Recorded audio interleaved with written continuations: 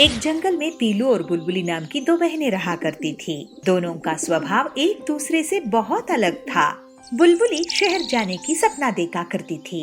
एक दिन बुलबुली पीलू से कहती है, पीलू मेरा इस गांव में दम घुट रहा है यार, काश हम भी शहर में रहते तो हमारे दिन भी मजे से कटते। तुझे पता है कल ही कालू कौवा शहर से आया है, वो शहर की बहुत तारीफ कर रहा था।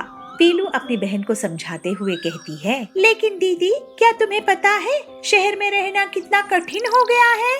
शहर में पीने के लिए ना ही ताज़ा पानी मिलता है, सांस लेने के लिए ना ही ताज़ी हवा।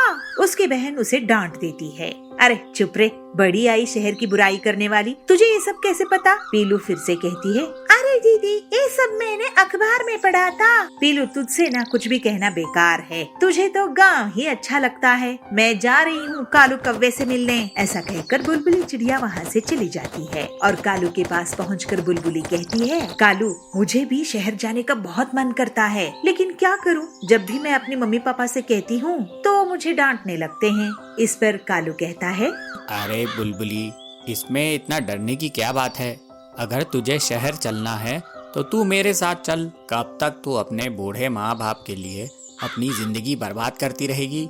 मैं कल सुबह शहर के लिए निकल रहा हूँ, अगर तुझे चलना है तो तू सुबह मेरे पास आ जाना। अगले दिन बुलबुली बिना किसी को घर में बताए कालू कौवे के साथ शहर चली जाती है। दोनों साथ साथ रहने लगते हैं। थोड़े समय बाद दोनों एक दूसरे से प्यार करने लगते हैं और फिर कुछ दिनों बाद वे शादी कर लेते हैं। कुछ दिन ऐसे ही गुजर जाते हैं, मगर बुलबुली चिड़िया को अपने घर की याद सताने लगती है। अगले ही दिन वो अपने गाँव जाती है। इधर पीलू घर का काम कर रही थी। पीलू जब बुलबुली को देखती है तो उसे वो पहचान नहीं पाती है। पीलू उससे पूछती है, कहिए आपको किससे मिलना है, इस समय मेरे माँ बाप भोजन की तलाश के लिए बाहर गए हैं। इस पर बुलबुली कहती है, अरे पीलू तूने मुझे पहचाना नहीं, मैं तेरी बड़ी बहन हूँ। बुलबुली देख मेरी ठाट बाट, मैं तो बिल्कुल हीरोइन लग रही हूँ और अपने आप को देख बिल्कुल काम वाली बाई लग रही है। पीलू अपनी बहन से कहती है, दीदी मैंने तो आपको पहचाना ही नहीं। वैसे मैं आपको एक बात बता दूं, आप मुझे हीरोइन कम चुड़ैल ज्यादा लग रही है,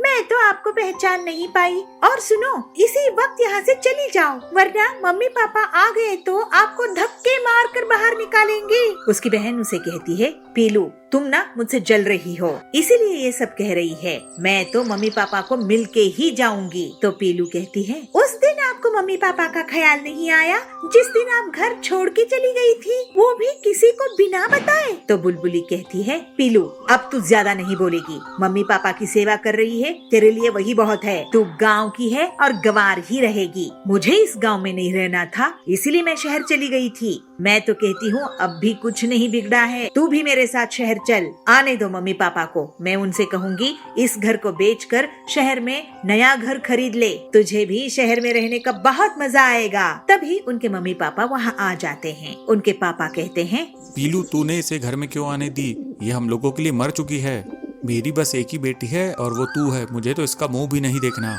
ये जहाँ से आई है कह दे वहीं चली जाए। पीलू अपनी बहन को घर से जाने के लिए कहती है। बुलबुली वापस शहर के लिए लौट जाती है। अचानक एक दिन उसकी तबीयत बिगड़ जाती है, तो वो अपने पति काले कौवे से कहती है, सुनिए जी मेरी तबीयत बहुत खराब हो रही है, लग रहा है कि अब मैं नहीं बचूंगी। बुलबुली की खराब तबीयत को देखकर कालू कौवा बुलबुली की परिवार वालों को संदेशा भेजता है। पोस्टमैन वो संदेशा लेकर उनके घर पहुँचता है। पीलू चिड़िया को अपनी बहन की हालत सुनकर रहा नहीं जाता और वो शहर जाती है। पीलू को देखकर बुलबुली उससे माफी मांगती है। तो पीलू कहती है, दीदी मम्मी पापा ने तुमको माफ कर दिया है, अगर तुम्हें शहर में रहना अच्छा लगता है तो तुम यहीं पे रहो। पीलू से ये बात सुनकर बुलबुली को राहत मिलती है और धीरे धीरे उसकी तबीयत ठीक हो जाती है। इस तरह दोनों बहनें अपनी जिंदगी हंसी खुशी बिताने लगते हैं।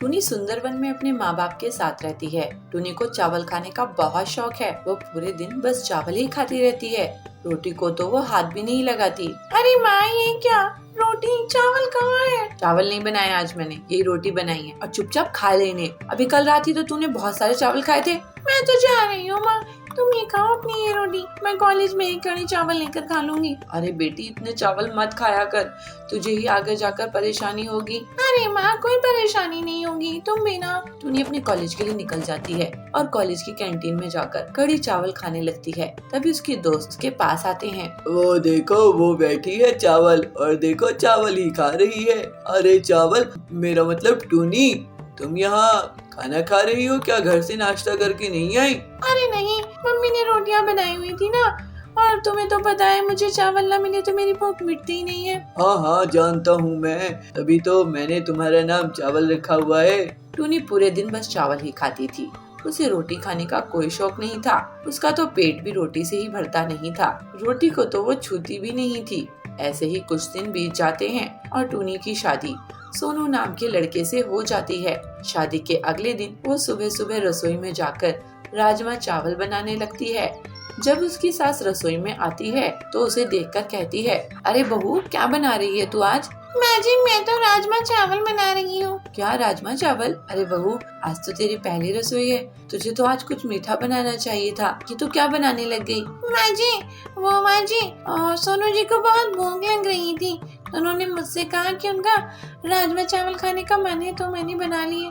अच्छा, लेकिन पहले तो कभी मुझसे चावलों की उसने फरमाइश करी ही नहीं। चल बना ले, और हाँ कुछ मीठा भी बना लेना। टूनी राजमा चावल बनाने के बाद थोड़ी सी खीर भी बना लेती है और अपनी सास को देती है। उसकी सास को खाना बहुत पसंद आता है और ऐसे ही समय बीतता जाता है और अब टूनी हर रोज चावल ही बनाकर बैठ जाती थी। वो रोटियां तो कभी बनाती ही नहीं थी और रोज चावल खाकर उसकी सास भी अब उब चुकी थी। एक दिन, माँ जी बताइए शाम के खाने में क्या बनाना है? मुझसे क्या पूछ रही है, दाल चावल बना ले। माँ जी आप ऐसे क्यों कह रही हैं? तो कैसे बोलूं, तू तो हर दिन यही चावल बनाकर बैठ जाती है। अरे फोन पर इतना कुछ देखती है, कुछ सीखती नहीं है क्या उससे? अच्छा तो माँ जी ये बात है, अभी आती हूँ। टूनी रसोई में जाती है और जाकर वेज बिरयानी बनाकर लाती है और अपनी सास को देती है। ये लीजिए माँ जी आपकी नई रेसिपी वेज बिरयानी। अरे इसमें भी तो चावल हैं। माँ जी मैं क्या करूँ, मेरा चावल के बगैर गुजारा ही नहीं है, चावल ना खाऊं तो पेट भरता ही नहीं है। और तू चावल बना लेती है तो उससे हमारा पेट नहीं भरता, तू हमारे लिए रोटी बनाया कर। ठीक है माँ जी। ऐसे ही टूनी अब रोज उन सभी के लिए रोटी बनाती और खुद के लिए चावल। लेकिन ऐसे ही चावल खाते रहने की वजह से उसके अंदर आलस और बढ़ता जा रहा था। एक दिन उसकी सास उससे कहती है, देख बहू इसका तो एक ही इलाज है, अब तू चावल की रोटी खाना शुरू कर दे, नहीं तो तेरा शरीर ऐसे ही फूलता जाएगा और तू आलस की पिटारी बनती जाएगी। चावल खाना इतना अच्छा नहीं होता, ठीक है ना? चावल रोटी के मुकाबले जल्दी गल जाता है और तुझे भूख भी इसलिए जल्दी जल्दी लगती है। तू अब से चावल की रोटी बना के खाया कर। ठीक है माँ जी। अब से टूनी चावल की जगह चावल की रोटी बनाकर खाया करती और इससे उससे चावल खाने की बीमारी से मुक्ति मिल गई।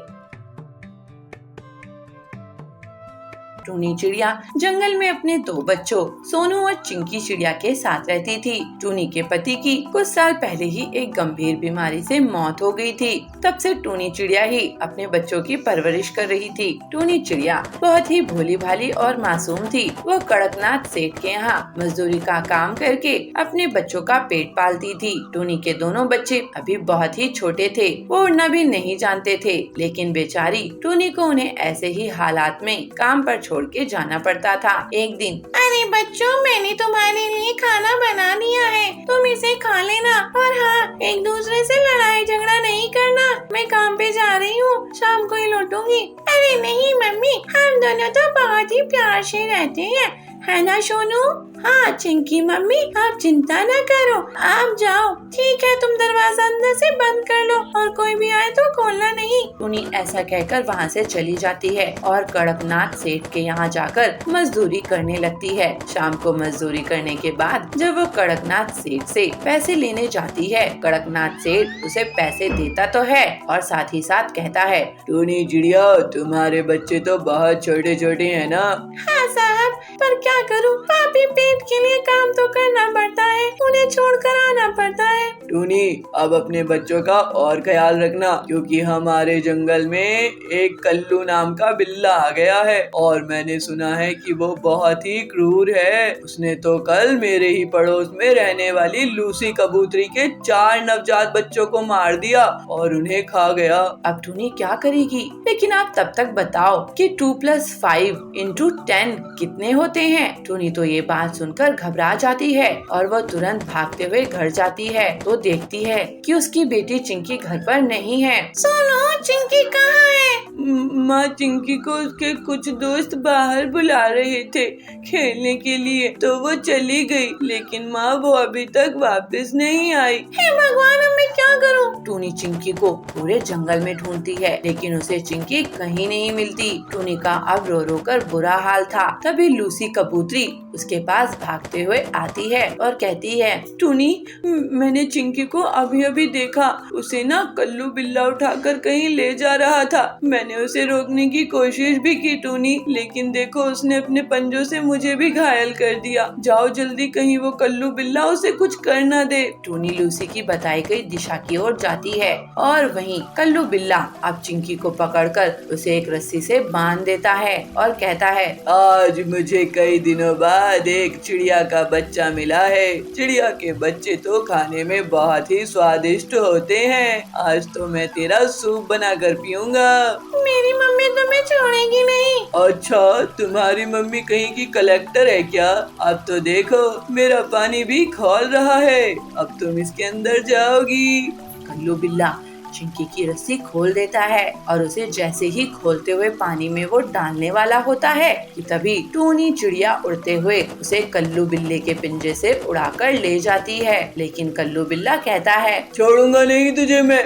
तू कल्लू को नहीं जानती, ये दुश्मनी बहुत भारी पड़ेगी। छोड़ूंगा नहीं।